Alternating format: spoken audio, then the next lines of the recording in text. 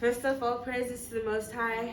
None of us would be here without divine power, and I want to send love to my father's spirit who recently left us. And so this one's for you, Dad.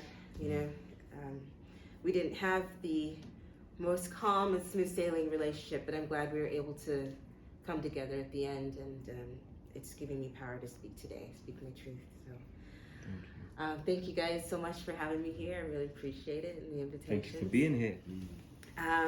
I'll just start off. My name is Georgia. I was actually born in Great Britain. I moved to the United States when I was 10 years old, and I have lived there until October of last year.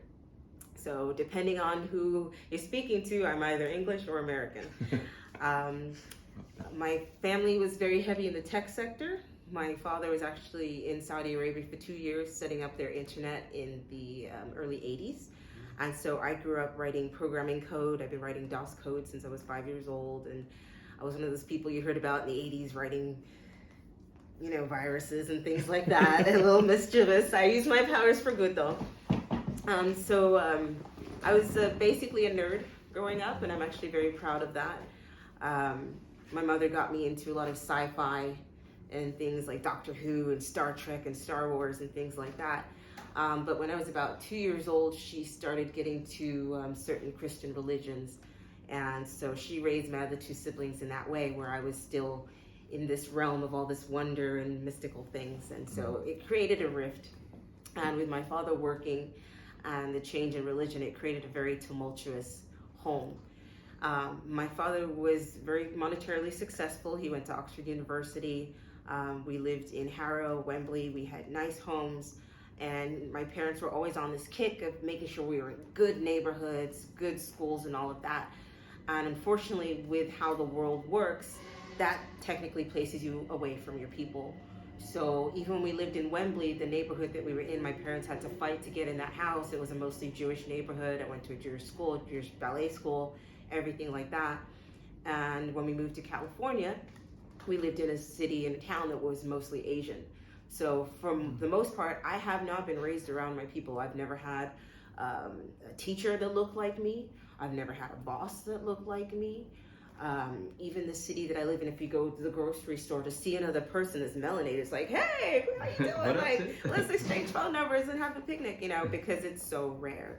And so to be raised in that complete bubble, there are a lot of things that society does to educate us away from our people, because they've all known that once we come together that we are more powerful than anything else. So to separate us, to miseducate us, to basically have us play this game, I'm not even gonna lie, I've had people say, oh, that's Georgia, she's one of those white black girls. And you have to decide how you want to take that, because in some of their eyes they see it as a compliment. And what they're saying, some of them are, is she's educated, she's not in the streets. But that's not a definition of white, but that's their perception of what it is, as opposed to what their perception of black is. So I grew up in these difficult situations, being the only melanated person in a classroom. They're reading books like Huckleberry Finn, where they use the N-word with the hard R, and the teacher has us read it around the room. When the kids get to say that N-word, they're looking at me and they're saying it, you know, reading through the book, because the teachers asked them to say it. So I've dealt with racism consistently. I was called the N-word on my first day of school in this country at 5 years old. I still remember the day. There was a little girl named Jessica, a blonde girl. We were going to play at playtime, and a little blonde boy sitting across from me, his name was Colin. That's how much I remember. They said, don't play with her, she's an N-word. And I didn't know what it meant. I just knew that they were trying to be cruel. So when I went home that day, I remember telling Mommy, what's it? They said they weren't going to play with me because I was an N-word. My parents went ballistic. Wow. They're like, oh my goodness, we didn't think we'd have to have this talk so fast. And just, I know it might sound a little mad, but I remember these conversations. I mean, I was reading by the time I was 2 years old. I was very aware of things from a young age. And my parents also tested me for autism, which I think they call Asperger's at the time, but they didn't have a definition for it that early. So they say that, but I'm high functional, if that means anything. How do I say that? Anyway, but I would say I was reading early, I was cognitive early, I was understanding things at an early age. And so, and my parents also would speak to me like an adult from an early age, which is why I think I've just always spoken to adults on the level that I feel that I feel I can understand people's level where they talk. So growing up wasn't easy. Being raised very religious, very, very strict. I was not really allowed to interact with other children or even have friends. And so that was very, very lonely childhood. I spent a lot of time reading. I was telling Jay earlier how I read Roots when I was 11 years old. Wow. And going to school the next day, after I finished it, I was eyeballing everybody like, you ain't gonna sell me. Just, just looking at everybody. But I didn't develop any seriously strong friendships because coming from England, I was not accepted by the Black American students. And I took offense to it for so long, and it took education and understanding things as I got older to figure out why that even happened. I mean, it was the about 1990 or so. I was about 10 years old.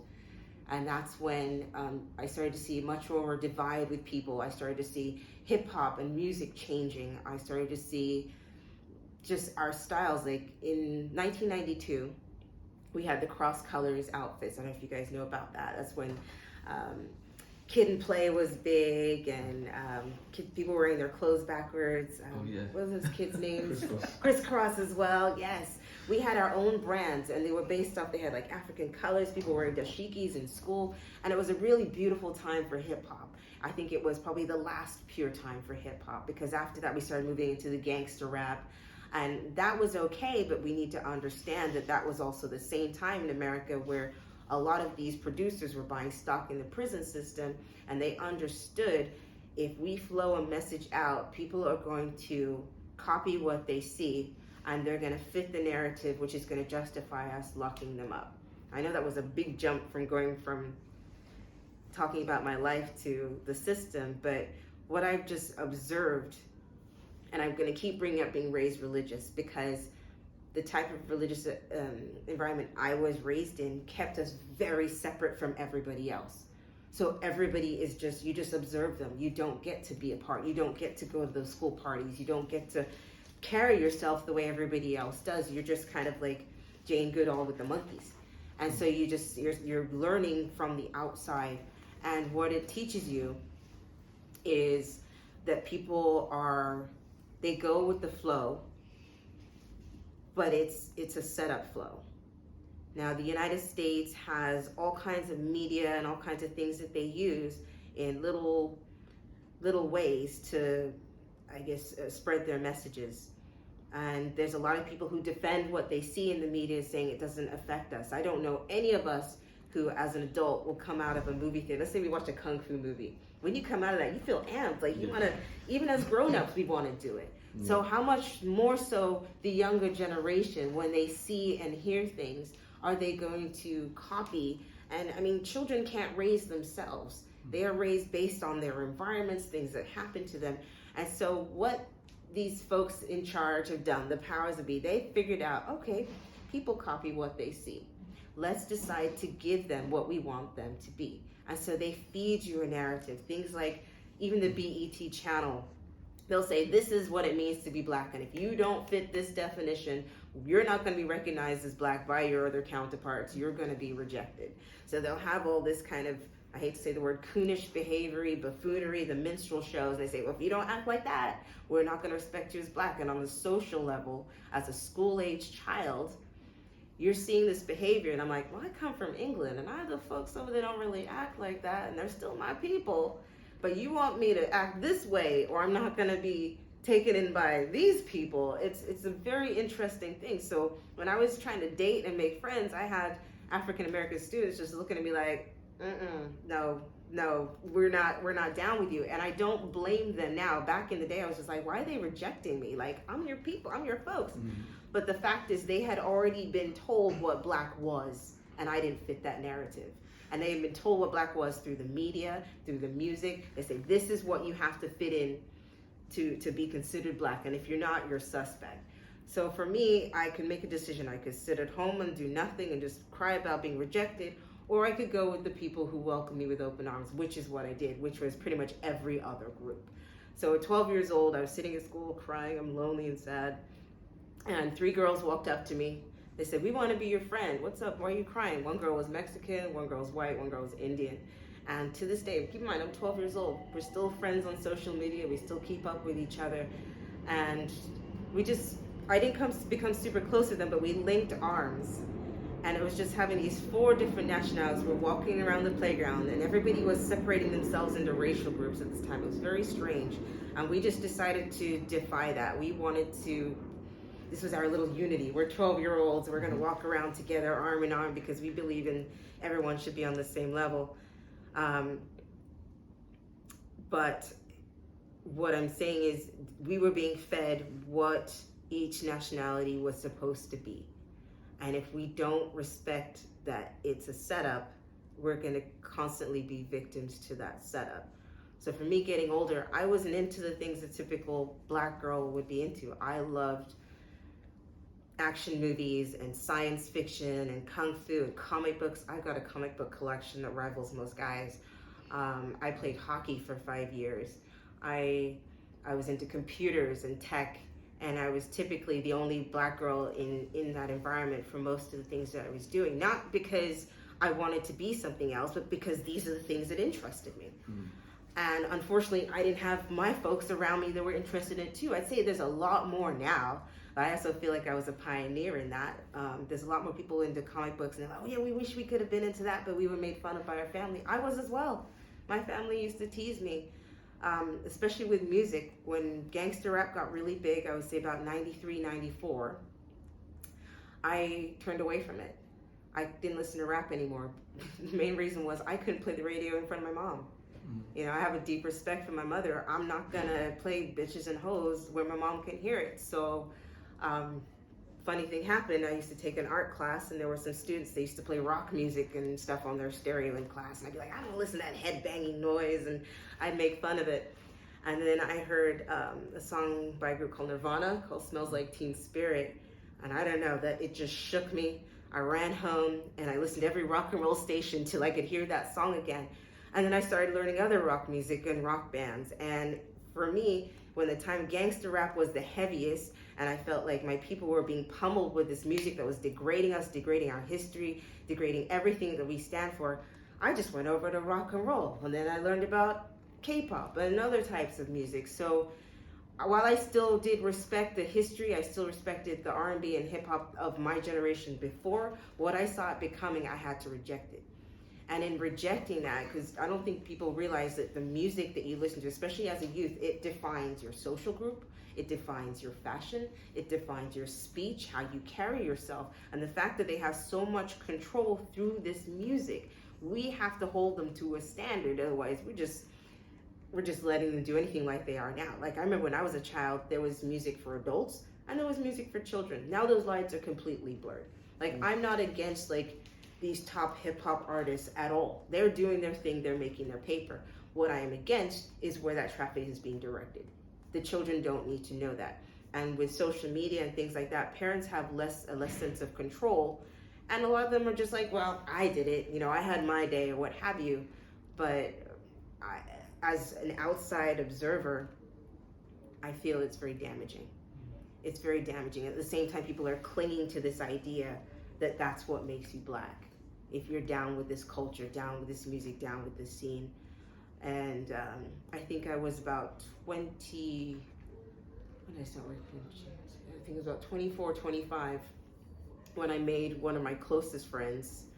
She lives in Arkansas. She's a Black woman. She's fantastic. She has her master's degree. We worked together for a company for about 7 years. And she understood my background and not being around my people. Now, she's from Deep South Arkansas. She told me things about living as a Black person in the Deep South that would curl your hair. Like, she came to California for an education and to work. And she said, you know what? I can take the racism in the South better than I can take the racism out here. And I'm like, are you crazy? Like, I don't want to go visit you because I'm allergic to being lynched. What are you talking about?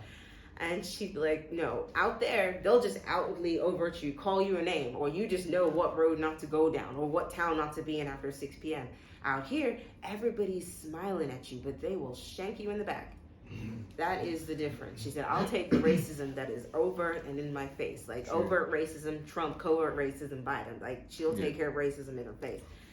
And so it's very interesting, just that perception. But she taught me so much about my culture that I had missed. Like even through pop culture, movies, things like that.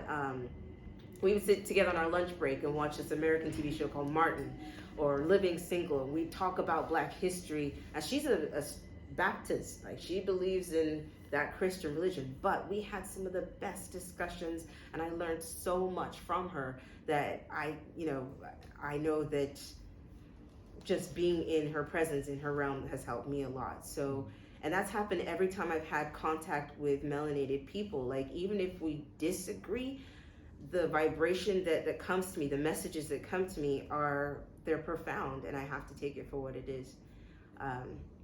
So her friendship to me means a lot. And actually today is her son's birthday. Happy birthday, Nehemiah. Happy birthday, young king. So that was my experience learning through her. I did mention earlier that I have been married before, have been in different situations. I will probably speak on those another time.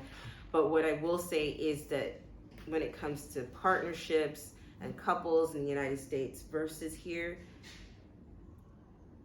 I do believe that there can be some sort of unity with people, but it is a very oppressive system that does see white people as valued higher. So if you're going to get into a partnership or a friendship or any situation, understand that's what you're dealing with. For example, in college, I went camping with 3 girls. One was white, one was Indian, and one was, I think she was Mexican, if I remember. It's always this we always have this mixed group of people. And we're driving up the road and we see this old cabin and the girls want to go investigate. And my Melanie's just like, y'all go ahead, okay?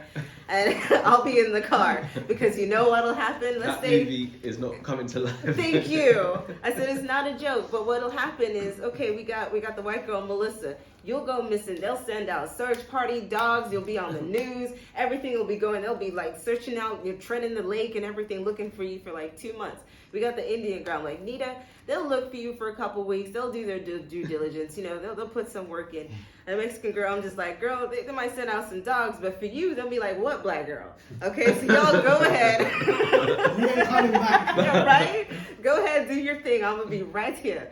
So, but even joking about it, that is the reality of our situation. And if we can understand that reality, we need to do something about it. There are very, very few white people in America who would be happy to wake up with black skin, because as much as they like to say there's no racism, if they had to wake up with this face and this nose and these lips, whole different situation, whole different ball game.